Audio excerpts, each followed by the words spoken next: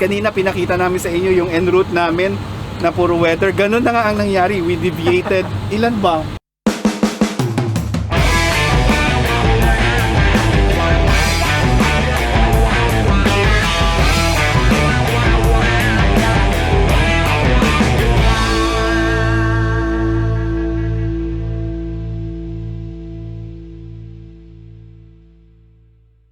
Hello everyone, Captain JC here again, and today we are going to fly to Kuala Lumpur, Malaysia from Manila, Philippines.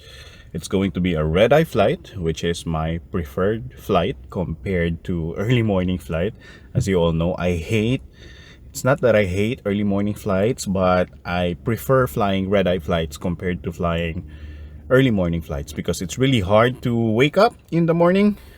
Like, it's really hard to sleep early at night, like you're going to sleep at around 6 or 7 p.m. just to wake up around 2 in the morning and then start your day from 2 a.m. It's hard for me to do that. I'd rather sleep in the afternoon, like sleep at around 2 or 3 p.m. then wake up at about 6 and then start my flight or duty time at around 8, which is going to be the case today. Our sign-in time is at 7:50 and then we'll fly to Kuala Lumpur. Then after Kuala Lumpur, Malaysia, back here in Manila, we'll arrive here. We estimate to arrive here at Manila at around 5 a.m. So I'm good with that because after 5 a.m. I still have some energy left, to drive going back home and then sleep. And then maybe after going to sleep, I'll wake up at around 10, a 5-hour sleep. That's enough for me. Then I still have the whole entire day ahead of me to do a lot of things like run errands and things like that. So yun. Sana safe lahat ngayon. Well, okay, safe naman lahat. Always natin yan pinagdadasal. Tapos, I really hope that weather going to Kuala Lumpur right now is good. We'll check it later. And like what I said before I fly, I always pray to give me good weather, good aircraft, good decision-making skills, and to bring all the passengers to their destination safely. And then, of course, us back to our family safely. So, let's go before I get late. Although, I'm still really early. It's only 7... Not yet. It's about 6:50. So, I still have 1 hour more.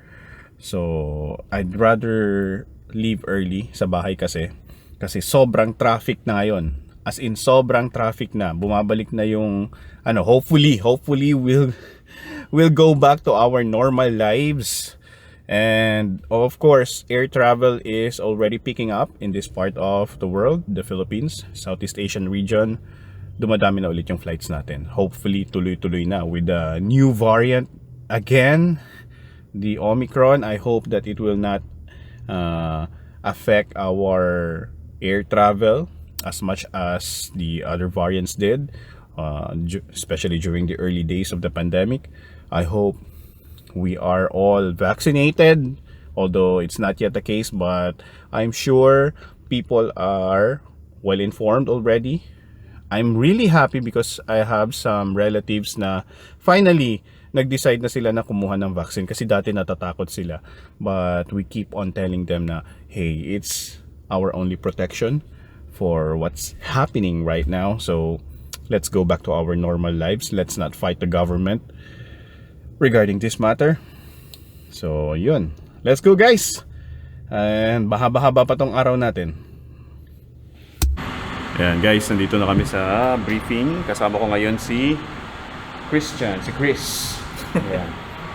So we'll be flying to Kuala Lumpur. We were reviewing our flight and nireport sa akin ni Chris. Yan ang weather na dadaanan namin. Nakita nyo ba yung yung guhit na na violet, purple? Doon dadaan mismo kung saan yung weather, yung mga ulap, yung mga thunderstorm. So we are planning accordingly. And we agreed na to add some fuel para may gagamitin kami pang iwas-iwas yan. But okay naman yung namin, yung weather namin going to Kuala Lumpur. I mean, yung weather namin sa Kuala Lumpur pag maglaland na kami dun sa oras na na maglaland kami, yung TAF4 na tinatawag is okay naman. So, unlimited visibility. So, tignan natin mamaya. Hopefully, konti lang talaga yung mga thunderstorm. Ewan ko anong ginawa nito kagabi. Bakit puro thunderstorm yung dadaanan natin ngayon? Natulog lang ako, sir. Ha? Natulog lang ako. Natulog ka lang ba? Ayan, natulog lang daw siya. Sige. By the way, it's his first time to fly red-eye flight and first time to fly to Kuala Lumpur. Yes, sir. So, magiging ano ko ngayon, parang teacher. Sige guys, see you later. Mamaya, idol. Hi. Okay guys, paalis na kami ni Chris. Yan. Natapos na kami sa sa preparation namin. So, medyo mabilis yung process namin dito kaya hindi kami nakapag-vlog. Pero yun, pa-pushback na kami ngayon. See you at Kuala Lumpur. Mamaya interviewin natin to si Chris. See you. Bye-bye. See you at Kuala Lumpur. You know that I'ma keep it cool. With you I feel like breaking rules. On the edge, looking out with no parachute. You know I'm dreaming about us too. Playing around without a clue. On the edge, leaning out. With us it's all or nothing.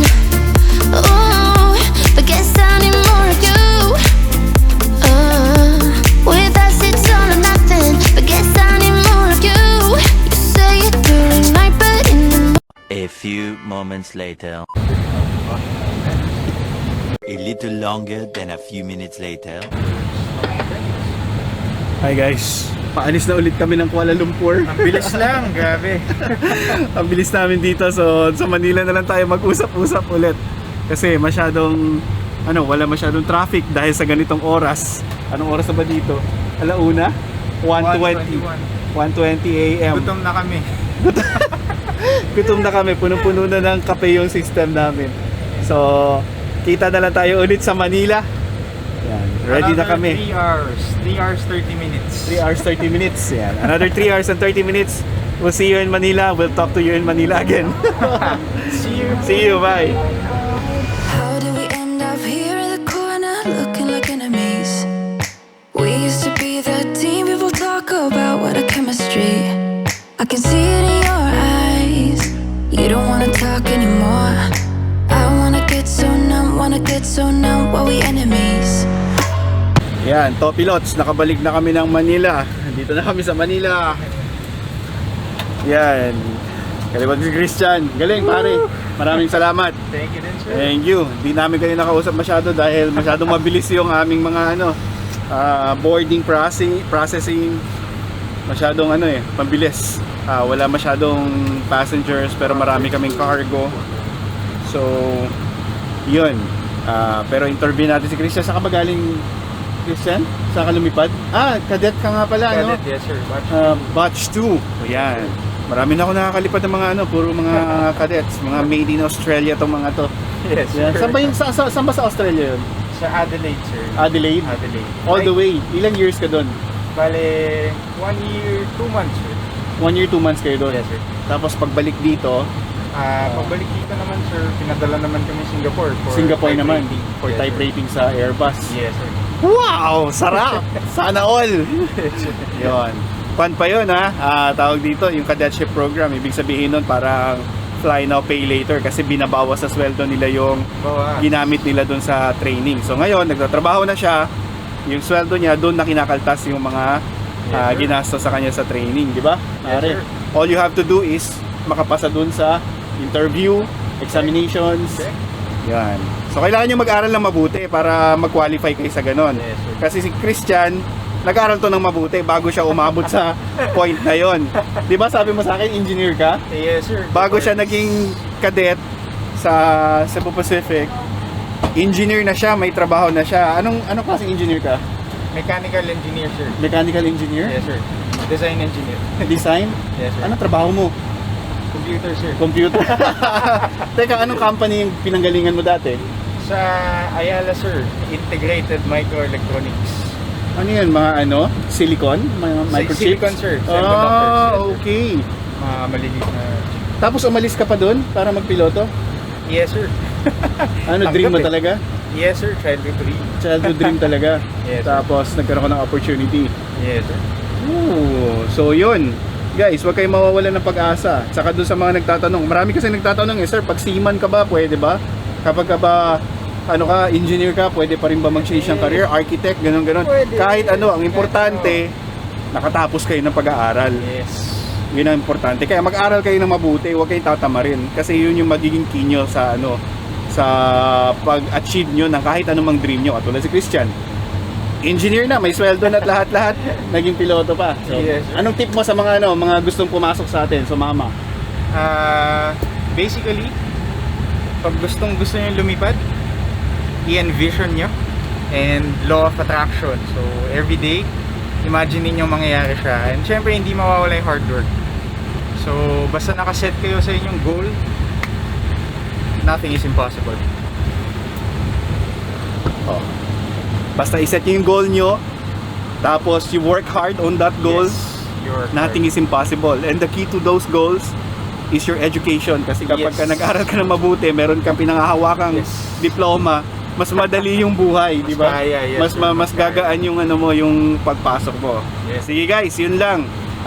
It's a short vlog for today because our flight, although our flight is very very long and stressful. and stressful because we had a lot of weather. Grabe, papunta doon at saka pabalik. Kanina pinakita namin sa inyo yung en route namin na puro weather. Ganun na nga ang nangyari. We deviated, ilan ba? More than 50? More than 50 miles. More than 50 miles left and right. Yes. Nung papunta kami doon, nag-deviate kami sa left. Nung pabalik naman kami dito, nag-deviate kami sa right. So more than 50 miles sa truck namin, doon sa plant truck namin. Doon Saka kami. radio communications. Yan, isa pa kasi yung HF medyo mahirap makipag-communicate sa HF lalo na kapag kapag may mga system, yung mga interferences, ang hirap, ang hirap. Kaya masarap pag may CPDLC na ko sa inyo dating CPDLC. Yung last na vlog ko nung in-explain namin ni Captain Chart nung pumunta kami sa 330 Neo. Pero ito kasi walang CPDLC. So napakahirap, buti na lang may mga tumutulong sa aming ibang eroplano na Yes. nagre-relay ng Relay. So, yun guys. Matutulog na kami. Oo nga pala. Etong suot-suot kong ito is made by Outperformer PH. So, they sent me this jacket and it made me really comfortable sa paglipad ngayon kasi medyo malamig tong eroplano na to. Yan. So, kanina nilalamig ako. Sabi ko, nga pala, dala-dala ko nga pala yung hoodie na binigay ng Outperformer. So, you check their website. They're selling these products. They're selling a lot of products na pwede nyo gamitin sa workout nyo. Ito, ginagamit ko sa paglipad. So, check it out. Pare, maraming salamat. Thank you din, sir. And matutulog na kami. Good night. Bye. Bye-bye. It's all or nothing.